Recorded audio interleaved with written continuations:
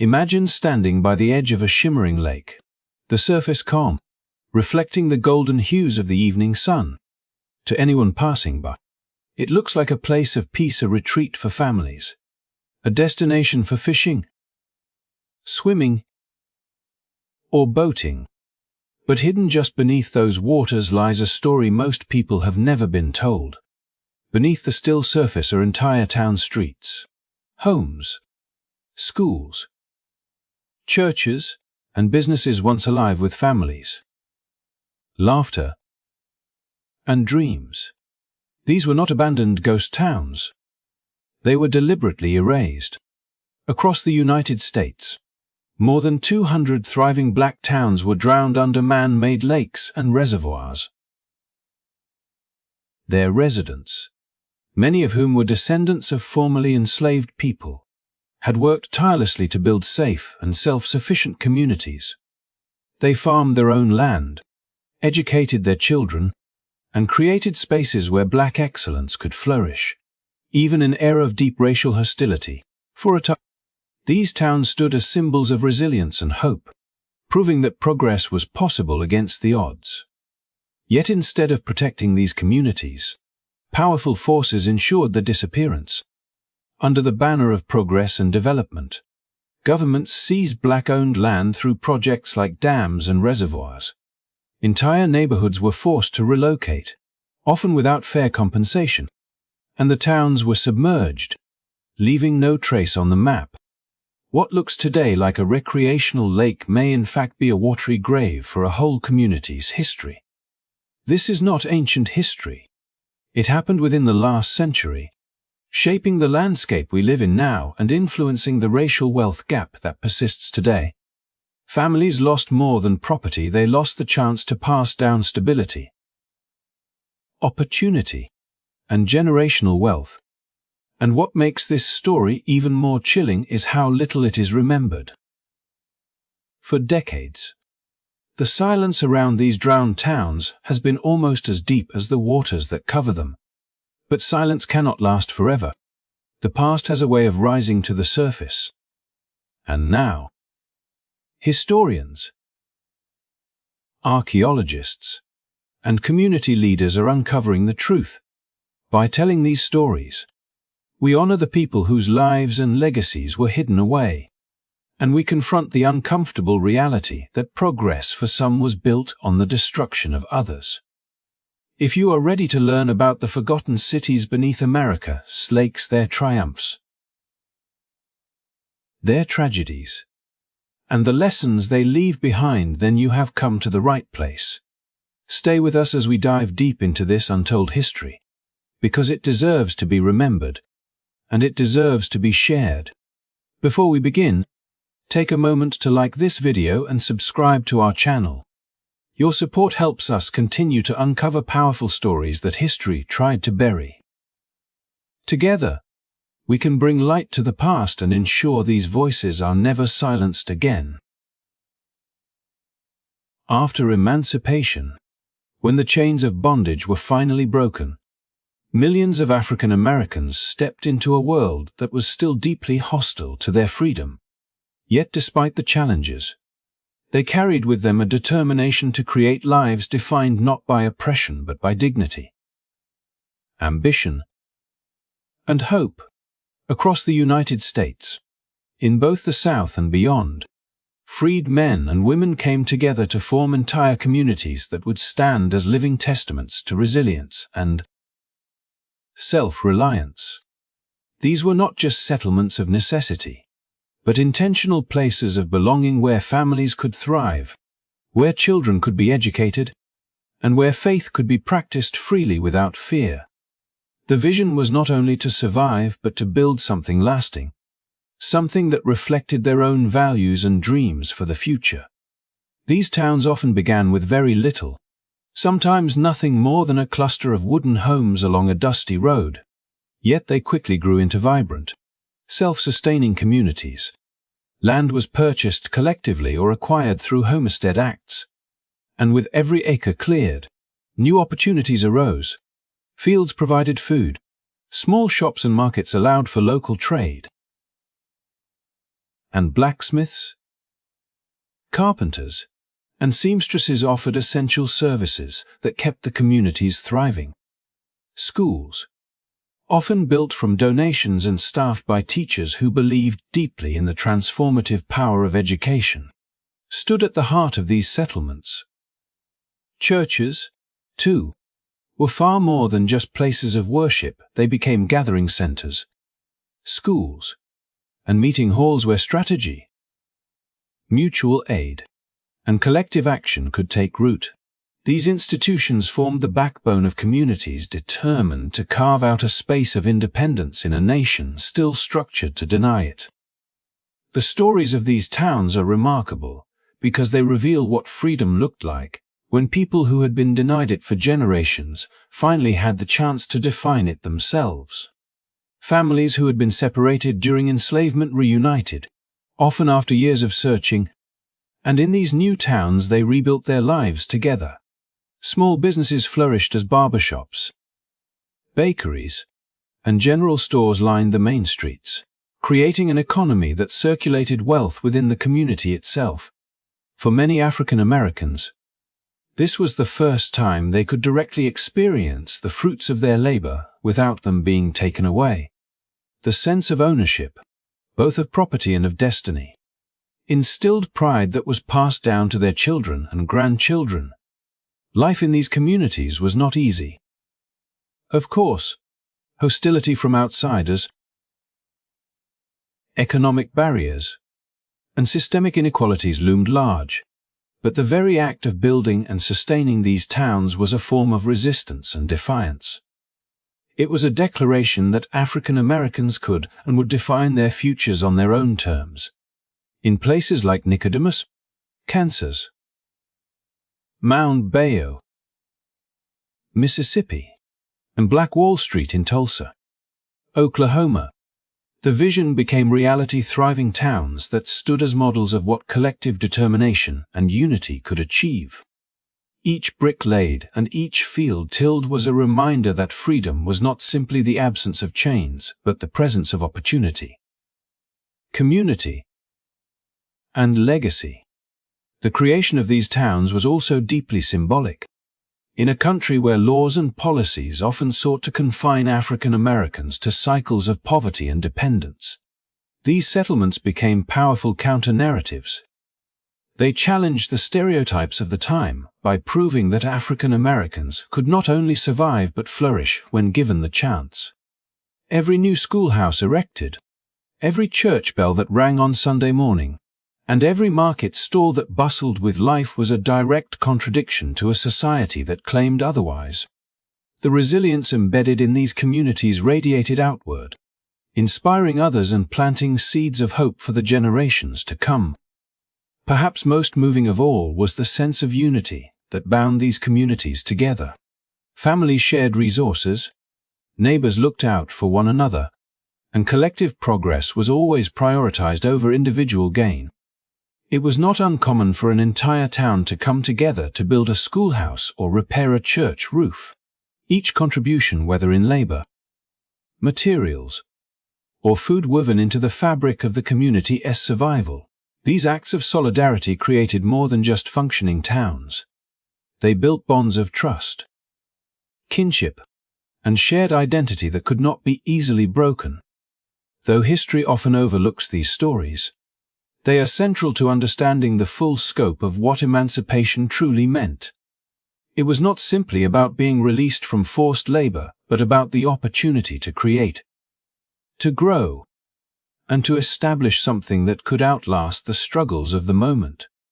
These self-sustaining communities became symbols of progress and a reminder that even in the face of systemic opposition, freedom could be expressed through creation, resilience, and unity. Their legacy lives on not just in the historical record, but in the very spirit of endurance and determination that has continued to shape the African American journey through history. In the years that followed emancipation, there was a powerful wave of determination sweeping across the United States. carried by men and women who had once been denied the simplest freedoms, yet now sought to create spaces where they and their children could live with dignity. These dreams materialized in towns like Eatonville, Florida, and Greenwood in Tulsa, Oklahoma, places that would later become more than just dots on a map. They became emblems of what resilience looks like when it refuses to be broken. Eatonville, founded in 1887, was one of the first incorporated black towns in America, and it quickly grew into a place where self-governance, education, and commerce could flourish away from the hostility that dominated much of the nation. Greenwood, known proudly as Black Wall Street, would one day stand as a beacon of economic strength. With businesses, banks, theaters, and shops lining its streets, serving as proof that prosperity was not the exclusive right of any one group, but the reward of hard work and community spirit. What made these towns so remarkable was not only their existence, but the deliberate choice of their founders to build them against overwhelming odds. Imagine the courage it must have taken to leave behind lands that often held nothing but painful memories, to strike out and establish entirely new communities where opportunity might finally match ambition. These were not merely places to sleep and eat.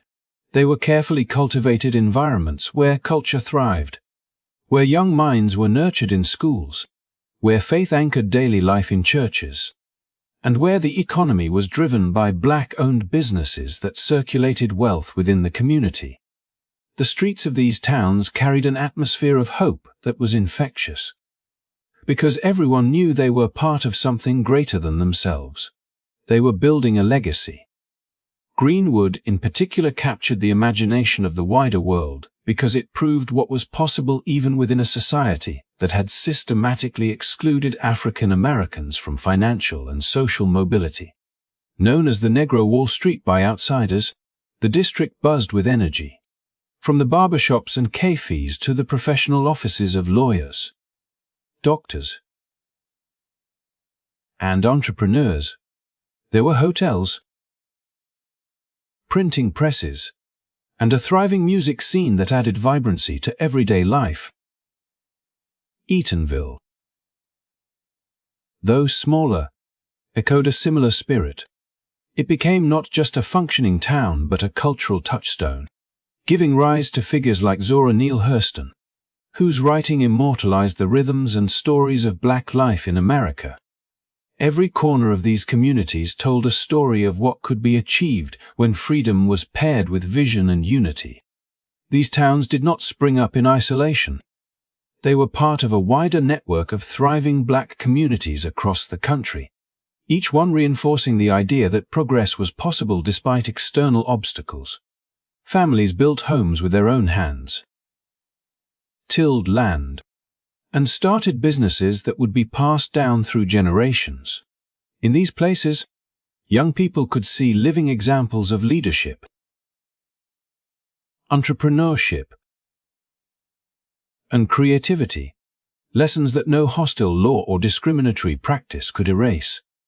What Eatonville and Greenwood shared was not just survival but ambition. They dared to dream of futures that extended beyond the limits society tried to impose. And yet, what makes their stories both inspiring and haunting is the fragile balance they maintained against the tides of history. The very success that defined these towns often drew the gaze of those unwilling to see such prosperity thrive. But before those darker chapters unfolded, before Greenwood would be scarred by violence, and before other towns would vanish beneath the waters of lakes and reservoirs, these places stood tall as proof of resilience. They were, at their core, testaments to a collective refusal to let oppression dictate the boundaries of possibility. As we look back on Eatonville, Greenwood, and others like them, their significance stretches far beyond their geography. They are symbols of resilience, endurance, and creativity. They remind us that progress was not handed down by the stroke of a pen in some legislative chamber, but carved out by communities determined to make their own place in the world. They remind us that resilience is not merely surviving but thriving, even when the odds appear insurmountable. These towns show us what can happen when a community, united by shared purpose, refuses to yield to despair and instead creates spaces filled with life, color, and ambition. In remembering them, we do more than honor their legacy, we draw strength from it, ensuring that their light continues to shine, even if the towns themselves no longer do. Prosperity, when cultivated with vision, hard work, and community spirit, is often admired. Yet in the years following emancipation, it became a double-edged sword for African Americans who had built thriving towns and bustling neighborhoods. These communities, rising from the ashes of bondage, embodied not only freedom but a determination to craft futures defined by independence, dignity, and economic stability. Schools stood as beacons of learning, churches resounded with faith and unity, and businesses proved that success was not limited by race but by opportunity. Yet, this very prosperity stirred unease and resentment among those who saw progress not as a collective victory, but as a challenge to long-standing hierarchies. The sight of wealth, stability, and influence in black hands was, for some, intolerable, and instead of inspiring collaboration, it ignited jealousy, fear, and hostility. Towns that had once been hailed as proof of progress became targets. The narrative shifted as whispers grew into accusations, accusations into hostility, and hostility into acts of violence that left deep scars. The very streets where children once played and families once strolled became battlegrounds, where success was punished simply because it disrupted a racial order many were unwilling to release. Greenwood in Tulsa, known widely as Black Wall Street, was perhaps the most striking example. Its banks, theaters, and elegant homes represented a vision of what freedom could truly mean. Yet it became the focus of a fury so intense that fire and destruction consumed what had taken years to build. The prosperity of Greenwood was not merely envied, it was feared, and fear often cloaks itself in the language of hostility and justification. This pattern was not limited to a single city or one terrible moment. From Florida to Texas, from Kansas to North Carolina, communities faced a similar fate, where laws, ordinances, and deliberate acts of intimidation aimed to suppress growth and silence ambition. Prosperity had revealed not just the potential of African Americans, but also the unwillingness of others to embrace equality in its fullest form. When schools educated the next generation of leaders, attempts were made to underfund or dismantle them. When businesses prospered, barriers were erected to limit access to markets and fair competition. When families sought stability through land ownership, policies were crafted to undermine property rights. Tax burdens increased disproportionately, and avenues for generational wealth were systematically obstructed. Yet, perhaps the most painful dimension of this history was the violence that followed envy. Entire neighborhoods, vibrant with music, commerce, and culture, were reduced to rubble in nights of terror that communities would remember for generations. These were not accidental misfortunes. They were orchestrated attempts to dismantle the very essence of progress. The message was clear. Prosperity in black hands was not to be tolerated, and so, while the fires may have consumed buildings, what they truly sought to extinguish was hope. But hope, though battered, did not vanish. Families rebuilt again and again, often without compensation, without justice, and without acknowledgement from those who had caused the destruction. They passed down stories not just of suffering but of resilience, ensuring that the legacy of perseverance endured even when brick and mortar had been lost. Every act of rebuilding was itself an act of defiance, a refusal to let jealousy and systemic suppression have the final word. The consequences of this cycle, however, reverberate into the present. Generational wealth that could have been built was stolen or destroyed. Opportunities that might have been expanded were curtailed. And inequalities that persist today are not accidents of fate but the direct result of choices made to suppress prosperity where it had flourished. The story of these towns is not only one of what was lost but also one of what might have been a glimpse into the futures denied, the innovations stifled, and the contributions erased from the broader national narrative. Yet, as we remember these histories, we must also honor the unyielding determination that refused to let suppression define destiny. Prosperity, though envied and attacked, left behind traces of what communities were capable of achieving and models of what could be built again. The jealousy that once fueled violence stands in contrast to the vision of those who believed in progress not only for themselves but for their children and for generations yet to come. In their stories lies a reminder that resilience outlasts destruction, and that the quest for equality, though challenged, is never silenced. The shadow of prosperity turned into a storm when laws and unwritten codes were crafted to restrain progress. And among the most powerful tools wielded against black communities were Jim Crow laws, segregation, and the insidious practice of redlining, all working together to ensure that success was not just difficult but often unattainable, even when individuals and families displayed extraordinary resilience, intelligence, and determination. In towns where black families had begun to thrive, building businesses, schools, and a sense of independence, legal and social structures rose like invisible walls, confining opportunity and punishing ambition. Jim Crow laws dictated where a person could sit, eat, or drink, and though they might have appeared on the surface as rules about daily life, at their core they were mechanisms of control, constantly reinforcing the message that no matter how hard one worked, society would impose limits, not because of ability or character, but because of deeply entrenched prejudice. Segregation stretched far beyond lunch counters and bus seats. It was embedded in the very geography of life, with neighborhoods divided not just by streets, but by invisible lines that dictated where resources would flow and where neglect would take hold.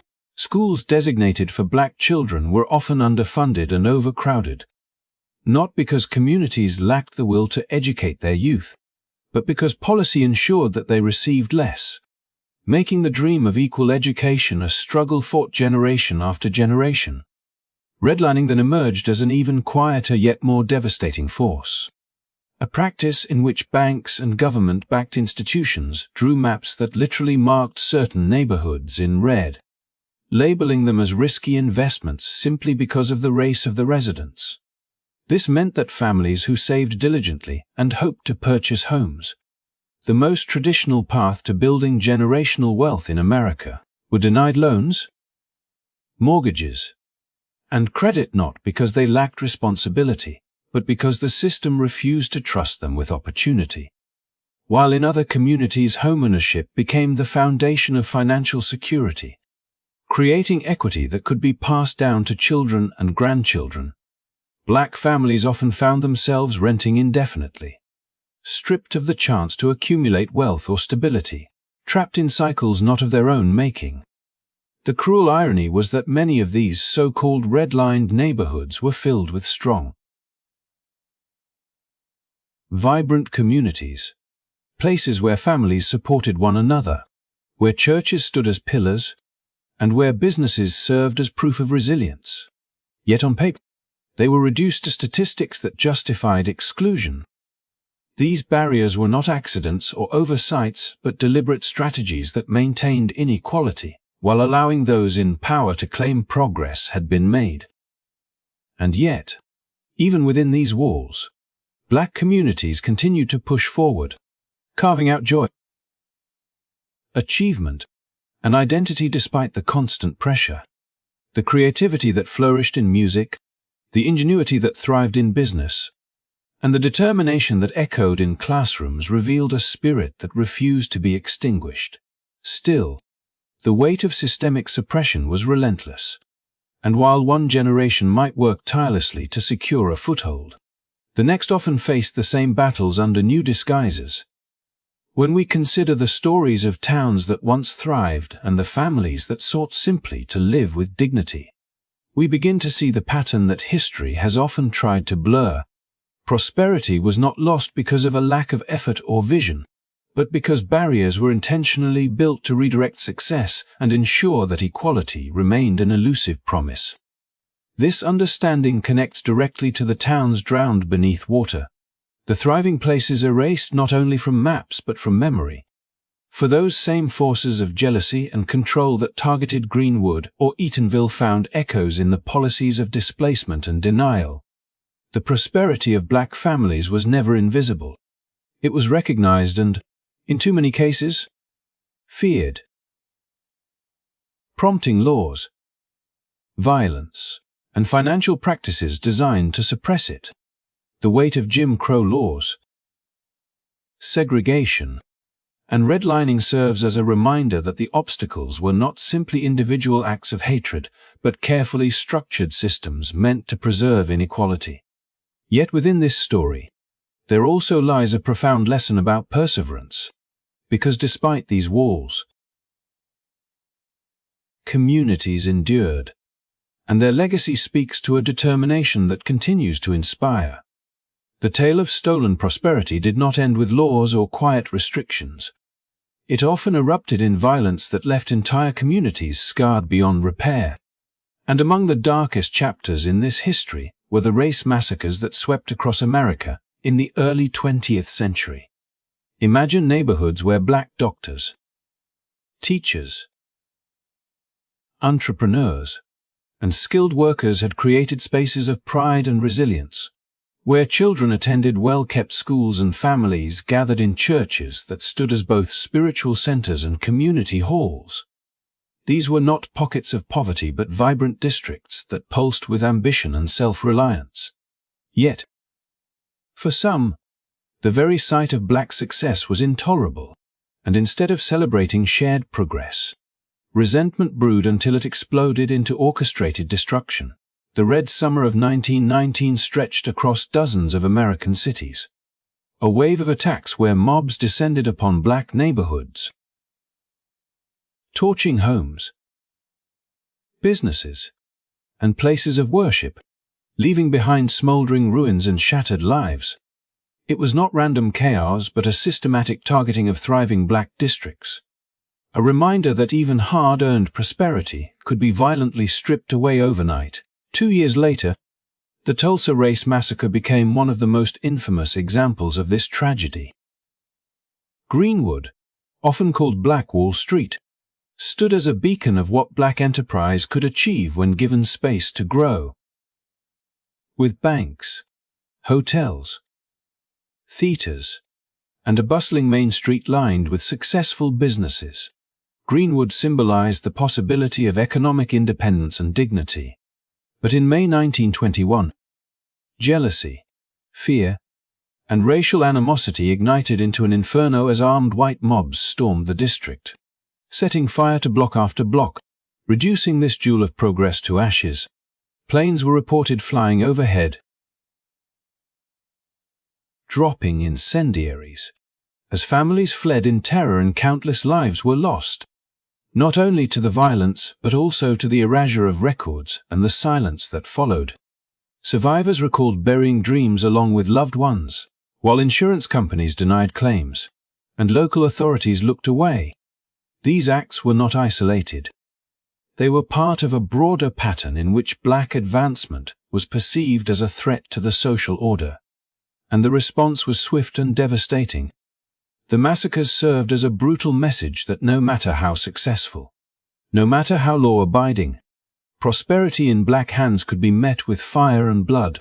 What makes these events even more haunting is the way they were pushed into the shadows of history for decades, rarely mentioned in classrooms or textbooks, leaving descendants to piece together fragments of stories their elders whispered with pain. The silence added to the injustice, as erasure compounded the violence, ensuring that the victims' contributions to American life remained unrecognized for generations. Yet their legacy lingers, not only in the trauma passed down through families, but also in the resilience of those who rebuilt, who refused to let their spirit be extinguished even when their neighborhoods were reduced to rubble. These massacres reveal the depth of systemic opposition to black wealth and stability, a force that used both the pen of the law and the flames of violence to maintain barriers. They are reminders that prosperity was not simply denied but actively destroyed, that dreams were not only deferred but deliberately crushed. And as we retrace these steps in history, we see how these tragedies connect to the drowned towns, the restrictive laws, and the redlining that followed, each chapter telling the same story in a different form, a people striving to rise and a society determined to pull them back down. To understand the present, we must carry these memories forward, not as relics of shame, but as truths that demand recognition. Because within the ashes of Tulsa and the ruins of the Red Summer lies both a warning and a testament to unbreakable resilience. Beneath the shimmering surfaces of countless lakes and reservoirs across the United States lies a story that has been carefully hidden from mainstream memory. A story not of natural disaster or of communities simply fading away with time, but of deliberate choices made in the name of progress. Choices that silenced voices, displaced families, and erased thriving towns. These communities were not abandoned ghost towns or places that had withered from neglect. They were often vibrant, self-sufficient, and flourishing black towns, rooted in the dreams of families who had survived generations of adversity and still carved out spaces where prosperity and dignity could exist side by side. Yet, under the banner of government projects touted as necessary for the greater good, dams, reservoirs, lakes that promised energy, clean water, and recreation, those towns were systematically targeted, uprooted, and submerged. Each ripple on those waters today is a silent echo of lives disrupted, homes demolished, and entire histories buried beneath man-made waves. The official explanations often sounded convincing to the public. The country needed more hydroelectric power. Reservoirs were essential to sustain growing cities, and progress required sacrifices. Yet, time and again, it was the land owned by black families that was selected for these projects. The land was rarely taken with fair compensation, and in many cases, families who had lived on those acres for generations were forced to pack up their belongings and leave behind homes, schools, churches, and cemeteries that carried the imprints of their ancestors. Imagine the heartbreak of watching bulldozers tear down your home, of hearing the bells of a church ring for the last time, knowing that soon the entire building would be swallowed by water. Families were promised that the projects would serve a noble purpose, yet they could not ignore the cruel pattern. The thriving communities chosen for flooding shared one thing in common: their prosperity and their black ownership. These acts were not isolated incidents. They were part of a broader history of dispossession that stretched back decades. Just as Jim Crow laws had been designed to block wealth-building opportunities, just as redlining had carved neighborhoods into zones of exclusion, and just as violence during massacres in places like Tulsa and during the Red Summer had torn communities apart, the creation of reservoirs and lakes became another instrument of erasure. It was more subtle than mobs with torches, less openly brutal than walls of segregation, but it was just as effective in dismantling legacies. A town once filled with the laughter of children and the commerce of black-owned businesses could vanish within months, replaced by a body of water where fishermen now cast their lines, unaware of the streets, homes, and lives lying silent beneath the surface. The loss was not only physical, it was generational. Land had always been the foundation of stability and wealth in America, a tangible inheritance to pass from one generation to the next. For black families, who had struggled against systems that denied them access to credit, education, and fair employment. The land represented more than property, it was security, independence, and hope. When that land was seized under the guise of progress, entire family legacies were uprooted. Children who should have inherited thriving farms or businesses instead inherited displacement and loss. The wealth that might have been accumulated across decades was dissolved in an instant, leaving families to start over with little or nothing, often in unfamiliar places where opportunities were far scarcer. What makes this history even more haunting is the silence that followed. Unlike the widely discussed dams that reshaped landscapes for national prestige, the drowned towns were seldom commemorated. Road signs were not erected to tell travelers that beneath those placid waters once stood schools where teachers instilled pride, shops where families made a living, and churches where congregations gathered in faith. The lakes became popular for boating and picnics, their beauty praised in travel brochures, while the histories of the people forced out were quietly erased from collective memory. Some descendants still visit the shores and tell stories of what once was, pointing out where their grandparents' houses used to stand, where a cemetery now lies beneath the waves, where entire chapters of Black history remain hidden in plain sight. When we connect this pattern to the larger story of Black America, a clearer picture emerges, whether through violence, segregation, discriminatory policies, or government projects dressed in the language of progress. A consistent effort existed to prevent Black families from building lasting wealth and stability. The lakes and reservoirs are not simply scenic landscapes but reminders of lives interrupted, dreams submerged, and legacies denied. They are part of a larger mosaic of erasure that also includes the burned streets of Tulsa, the red-lined neighborhoods of northern cities, and the countless restrictions that limited Black prosperity at every turn.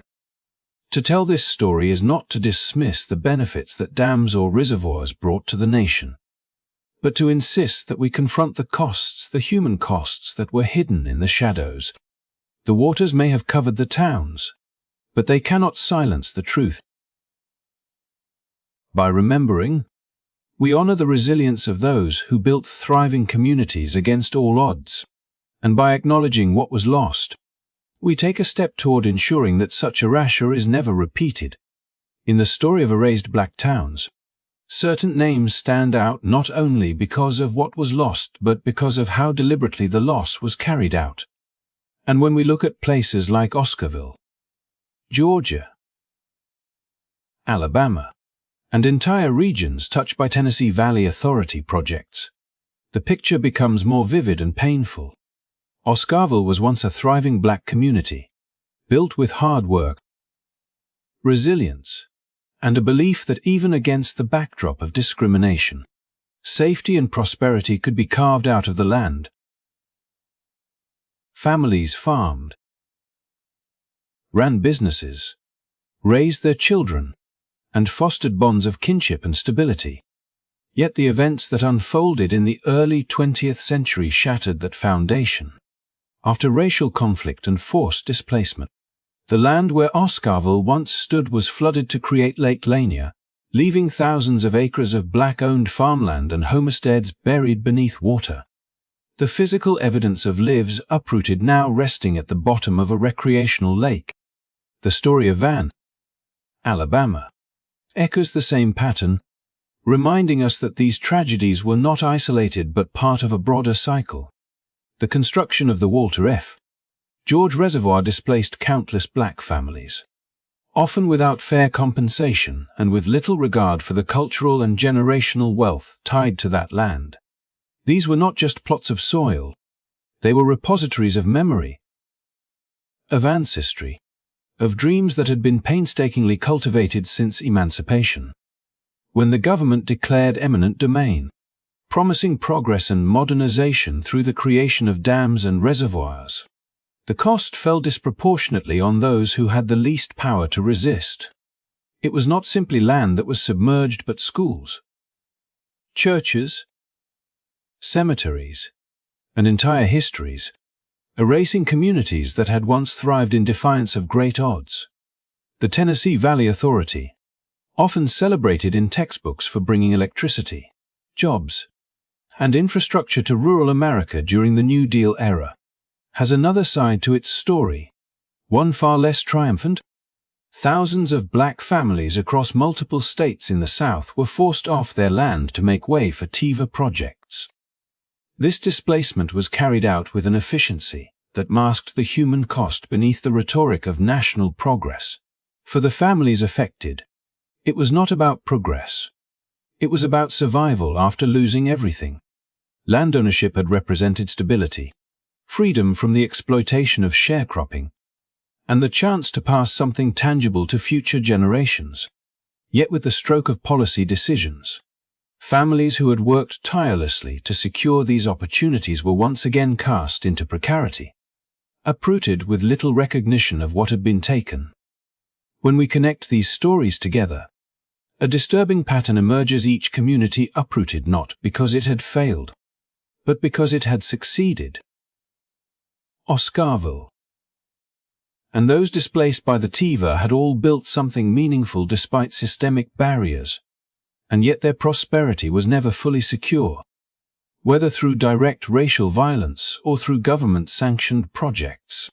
The result was the same: thriving black communities erased from the map, their histories hidden under lakes and reservoirs. The irony is difficult to miss, for while official narratives celebrated progress, recreation, and modernization, beneath the water lay the bones of schools, churches, and homes, silent witnesses to lives disrupted. The people displaced from these areas carried their memories and their grief with them. But much of what was lost could never be reclaimed. Cemeteries were relocated haphazardly, if at, severing spiritual and familial ties to ancestors. Businesses that had served as lifelines for communities simply disappeared, and children who had known stability suddenly found themselves uprooted and scattered. The cultural cost was immeasurable. Progress, as defined by the state, demanded sacrifice, but the sacrifice was never equally shared. While some gained lakeside property and recreational havens, others lost entire ways of life, their sacrifices unacknowledged in the celebratory narratives that followed. Today, the story of Oscarville and Lake Lanier is occasionally recalled in whispers or in haunted tales about the waters, but rarely is the full truth given its due in public memory. The same can be said of Van and of countless communities along the Tennessee Valley, where reservoirs gleam beneath the sun while the people who once called those places home are rarely mentioned. This is not merely a story of the past, it continues to inform the present. The descendants of those displaced still live with the generational consequences of lost land and stolen opportunity.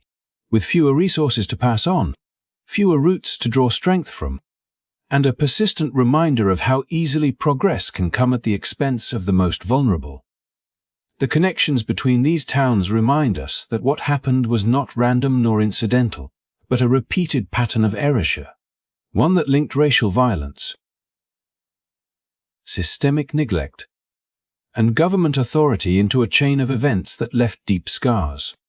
It is a history that demands not only remembrance but reflection, because beneath the calm surfaces of lakes and the green expanses of dams lies a story of communities that dreamed, built, and thrived, only to be washed away in the name of progress.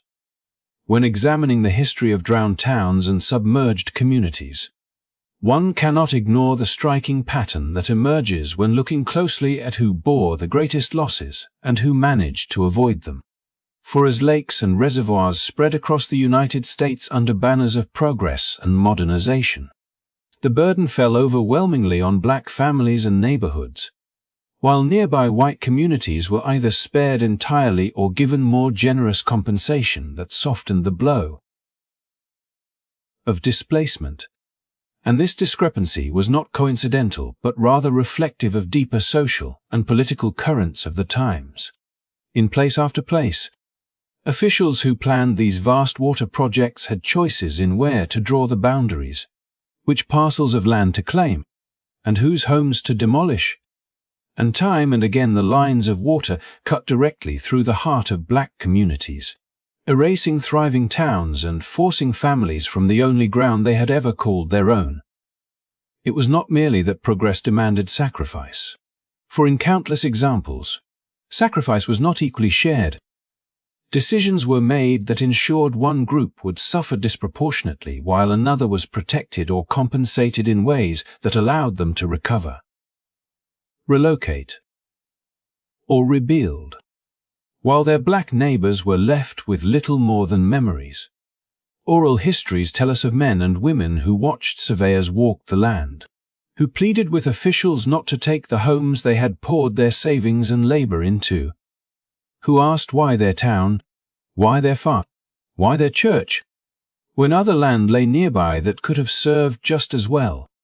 But the answers they received were either silence or vague appeals to necessity. In the end, when the waters rose, it was the homes of black families that disappeared beneath the surface, the churches where generations had worshipped, the schools that had educated children despite limited resources, the businesses that had thrived despite the obstacles of segregation, all reduced to shadows beneath the lake. Even compensation, when it was offered, revealed stark inequities. White landowners often received sums that allowed them to purchase new property, sometimes even with improvements to what they had lost, while black families were given far less than the value of their land or nothing at all if ownership records were incomplete, which was common in communities where property was passed down informally through families without official deeds. The very systems that had long excluded black Americans from full access to financial institutions or legal protections were then used as justification for denying them restitution when the government came to take their land. And so injustice compounded upon injustice. Meanwhile, the narrative told to the broader public was one of progress, flood control, energy, recreation, modernization, yet behind the official language was the quieter reality that progress had been built on unequal sacrifice, that the price had been extracted from communities already marginalized, and that the benefits flowed disproportionately to others. Consider the striking contrast in some regions where a proposed reservoir had multiple potential sites. One plan might have required displacing a predominantly white farming community with significant political influence, while another targeted a black town with little representation. Predictably, the black community was chosen, the waterline redrawn, and the official story rewritten to frame it as the inevitable outcome of necessity, though in truth it was the path of least resistance politically. Families who had built legacies spanning decades were scattered, often forced into low-paying labor or crowded housing in nearby cities, while their white counterparts, spared the flood or compensated enough to move with dignity, retained their foothold in the land and in the economy. The tragedy of this pattern is that it not only destroyed towns in the moment, but also erased the chance for generational wealth and stability. Land is more than soil. It is inheritance, security, and identity. When black families lost their land to rising waters, they lost the farms that could have supported their children, the property that could have been passed down, the community networks that gave strength against adversity. What was submerged was not just timber and brick but opportunity. And while white communities in similar situations were often given the tools to rebuild, black families were left adrift, navigating new lives with fewer resources and little recognition of what had been taken from them. This uneven distribution of sacrifice and recompense speaks volumes about the era in which these projects unfolded and about the ways systemic bias shaped even the landscapes of rivers and lakes. To understand these stories is to see beyond the surface of calm waters, to recognize that beneath many of America's lakes lie histories of displacement that reveal as much about power and race as they do about engineering and progress. Families lost land, homes, and generational wealth, widening the racial wealth gap that persists today. It is not just a story of buildings submerged or farms erased, but of entire legacies uprooted, stripped away in a single generation, and denied the chance to flourish in the way they were meant to. When water rose over towns like Oscarville, Georgia, or when reservoirs such as the Walter F. George Reservoir swallowed thriving neighborhoods, what disappeared beneath the surface was not simply wood, brick, or soil. It was the accumulated work of families who had endured hardship, carved out stability, and dreamed of passing something meaningful on to their children. Land was more than an asset. It was security, identity, and dignity. To own land was to claim a place in the world, to assert permanence in a society that often tried to deny that permanence. Losing it meant being pushed back into uncertainty, stripped of roots, and cast into a cycle that many could never escape. The consequences extended far beyond the physical loss. Generational wealth is not only the money held in bank accounts. It is the farm that feeds a family, the small home that can be sold or improved, the land that can be handed down to children. It is the foundation upon which families build opportunity, resilience, and independence. When those homes and farms were taken, that foundation was shattered. Families who might have educated their children with the proceeds of their land, who might have invested in businesses or secured economic independence, instead found themselves starting from nothing. The wealth they might have accumulated never had a chance to grow, and without that cushion, future generations were forced to fight harder just to reach the same ground their ancestors once held. The gap widened silently, invisibly, but decisively. White families whose homes were spared or who received fair compensation could rebuild, relocate, and continue expanding their financial base.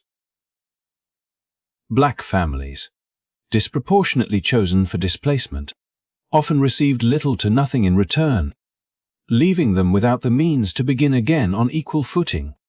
That difference compounded over time, while one community passed down homes, businesses, and inheritances. The other was forced to rent, to labor for survival, and to live without the promise of something to leave behind. It is in this way that policy, disguised as progress, quietly carved deeper lines into the wealth divide that still defines the nation today. Imagine a child standing on the edge of a reservoir, knowing that beneath those waters lay the church where her family once worshipped, the farm her grandfather worked, the school her parents attended. For her, history is not something in textbooks. It is the visible absence of what should have been her inheritance. The water is calm on the surface, but beneath it rests the fragments of a dream that was never allowed to pass on to her. This is the unspoken cost of progress when progress chooses to erase rather than uplift. Generational wealth builds slowly, across decades. It begins with a single plot of land, grows with the house built upon it, expands with the crops planted year after year, and solidifies with the opportunities it creates. Once that process is broken, it is not easily restored. Families who lost everything were not only denied their present security, but their future potential. They were excluded from the multiplying effect of wealth that allows one generation's success to fuel the next. The children of those families grew up without the safety net their peers enjoyed, and the imbalance only deepened with each passing decade. Today, when we talk about the racial wealth gap, it is not an abstract number on a chart. It is the direct descendant of moments like these moments when communities were chosen to be erased, when land was taken, when homes disappeared, and when dreams of stability and prosperity were drowned. The gap is not simply the result of individual failures or personal choices. It is the legacy of deliberate actions that stripped wealth from one community while allowing it to grow in another. The reservoirs and lakes that many admire for their beauty carry beneath them the silent weight of these stories. the memories of families who never recovered what was lost. Yet, in telling these stories, there is also an act of restoration. By remembering the families who were displaced, by acknowledging the wealth that was denied to them, we resist the silence that so often covers their experiences. Their loss must be understood not as isolated tragedy, but as part of a broader pattern that explains why disparities persist today.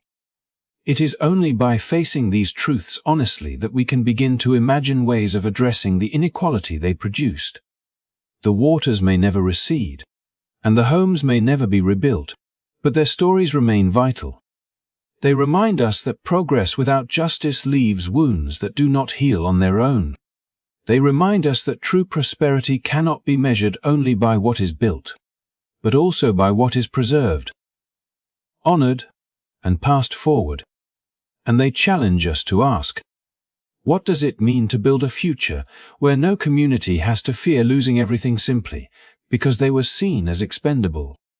The history of land lost and wealth denied is a mirror reflecting the choices a society has made, and it compels us to consider the choices we make today. Will we allow the gap to persist, widening with every generation, or will we confront its origins and seek a path toward repair?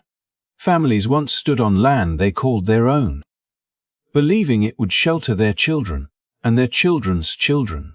Though that land now lies underwater, the memory of what was lost still ripples outward, reminding us of the cost of silence and the urgency of justice. In recent years, the waters that once concealed forgotten histories have slowly begun to give up their secrets, and with them a story of resilience and injustice is resurfacing. For decades, submerged lands were thought of only as reservoirs or recreational lakes. But historians, archaeologists, and activists have started to piece together what lies beneath the surface, using fragments of archives, personal letters, maps, oral testimonies, and modern technology like ground-penetrating radar and digital reconstruction. They are uncovering towns that were deliberately drowned out of existence. One of the most famous examples is Seneca Village in New York City, a vibrant black community that flourished in the 19th century before being displaced to make way for Central Park. For a long time, the story of Seneca Village was reduced to little more than a footnote in official histories. But with persistent research and advocacy, its importance as a center of culture, community, and upward mobility for free black families has finally begun to be recognized. What makes the discovery of places like Seneca Village so powerful is not just the recovery of physical remnants, but the illumination of entire worlds that were systematically erased.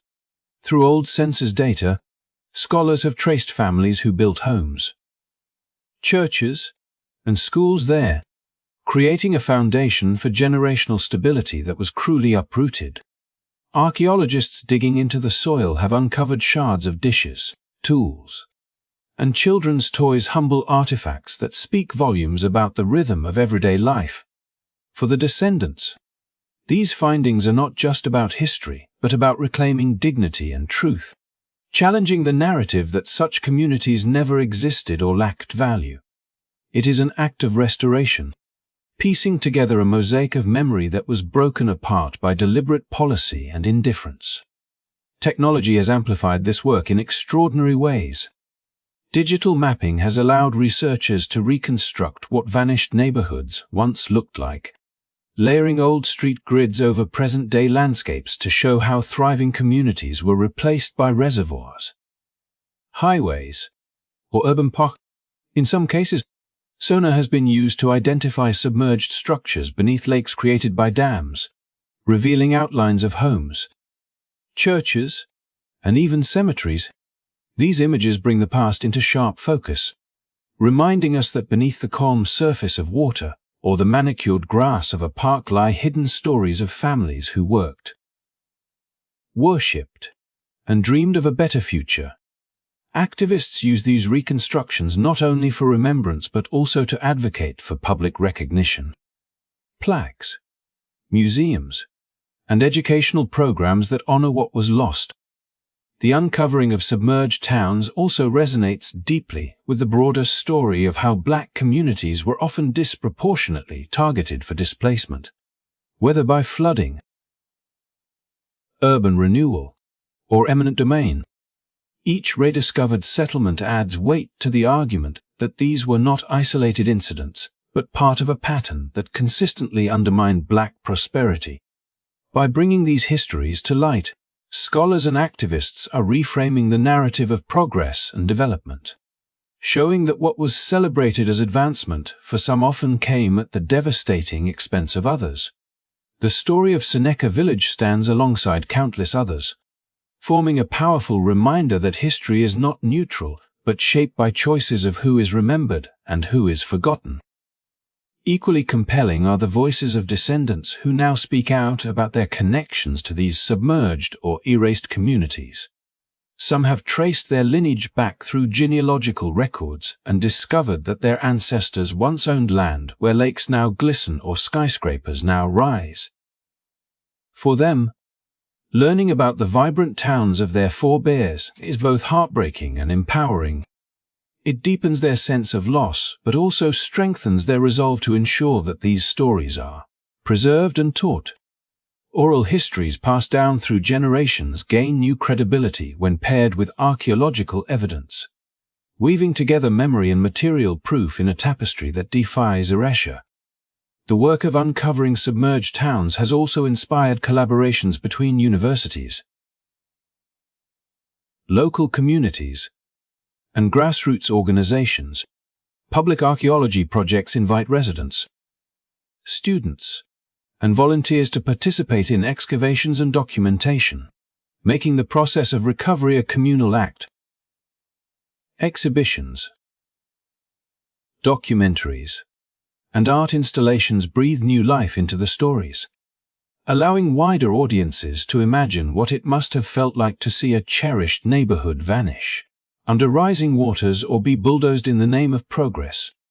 These creative and scholarly efforts make the past visible again, ensuring that it cannot simply be ignored or dismissed. Yet perhaps the most significant impact of these discoveries lies in how they reshape our understanding of justice and belonging. Recognizing the existence of towns like Seneca Village forces us to confront the structural inequities that shaped the past and continue to influence the present. It compels us to ask who benefits from development and who pays the price, whose memories are enshrined in monuments and museums, and whose are buried under water or asphalt. In telling the stories of submerged communities, we are not just recovering history, we are holding a mirror to our society, reflecting both the depth of past wrongs and the possibility of collective repair. The rediscovery of these hidden towns is ultimately a story of endurance. Despite being displaced, erased, or forgotten, the lives of those who built these communities still speak across time. Their churches, schools, and homes may have been torn down or submerged, but the traces that remain ensure they are not lost forever. Every uncovered artifact, every reconstructed map, every descendant's testimony breathes life back into what was once silenced. It is a testament to the truth that history, no matter how deeply buried, has a way of resurfacing when people are willing to search for it. And as these submerged towns continue to be brought to light, they remind us not only of what was destroyed but also of what must be remembered and honored. As we reach the end of this journey through submerged towns and erased histories, it is clear that these drowned places are more than just geographical sites lost beneath reservoirs and rivers. They are testimonies to lives lived, dreams pursued, and legacies disrupted. Each community buried under water carried with it the stories of families who built homes, planted gardens, raised children, and passed down knowledge and traditions, only to see it all swept away in the name of progress that too often served others while leaving them dispossessed. Remembering these drowned cities is not merely about uncovering forgotten names on old maps. It is about confronting the uncomfortable truths of how systemic decisions determined whose lives were protected and whose sacrifices were demanded. These are lessons in injustice, but also in resilience, because even when entire towns disappeared beneath the surface, the memory of those places continues to echo through the voices of descendants. Historians and activists determined to make sure they are not erased again. To honor these communities is to acknowledge that their loss was not just physical but generational. Homes were demolished, land was taken, and opportunities to build wealth and stability vanished with the rising waters. Yet even now, as divers, archaeologists, and researchers uncover remnants of old church foundations or streets once alive with footsteps, they bring back fragments of what was stolen and, in doing, they restore dignity to those silenced by neglect and displacement. Remembering is a form of justice, a way of saying that these families mattered, that their towns mattered, and that the consequences of decisions made decades ago still ripple into the present, shaping disparities we continue to wrestle with today. And so, as we shine light on these stories, we are also called to act with intention in our own time. Preserving history means more than marking dates or listing facts. It means learning from the choices that created inequality and working to ensure they are not repeated. It means valuing communities equally, safeguarding cultural memory, and protecting spaces where life, belonging, and heritage once flourished. These drowned towns serve as a mirror, urging us to reflect on how societies prioritize power and progress, and challenging us to ask, progress for whom, and at what cost? By telling these stories, we not only honor those who came before but also create pathways for healing and recognition. We resist erasure by speaking names, by showing images, by teaching new generations that history is not only about monuments and victories, but about the lives that were lost in silence. It is a way of carrying forward the spirit of the people who endured, who tried to hold on, and whose memory continues to live beneath the waters. In doing, we invite justice not in the form of restoring what was submerged, which may never be possible, but in ensuring that future development is more human, more equitable, and more accountable to the people it impacts. Thank you for joining me in this reflection. If this story has resonated with you, if you believe these histories should not be forgotten, I encourage you to support this channel by liking this video, subscribing for more stories that illuminate hidden truths, and sharing it with others who might find meaning in learning what has been overlooked for too long. Every act of remembering is an act of resistance against silence, and your engagement helps carry these voices further. I deeply appreciate your time, your open heart, and your willingness to listen. Together, by keeping these narratives alive, we ensure that submerged towns are not just footnotes in history but reminders of the resilience of communities and the urgency of justice. With that, I wish you a peaceful night. May your rest be calm and your dreams be gentle. Sleep well, and until next time, good night.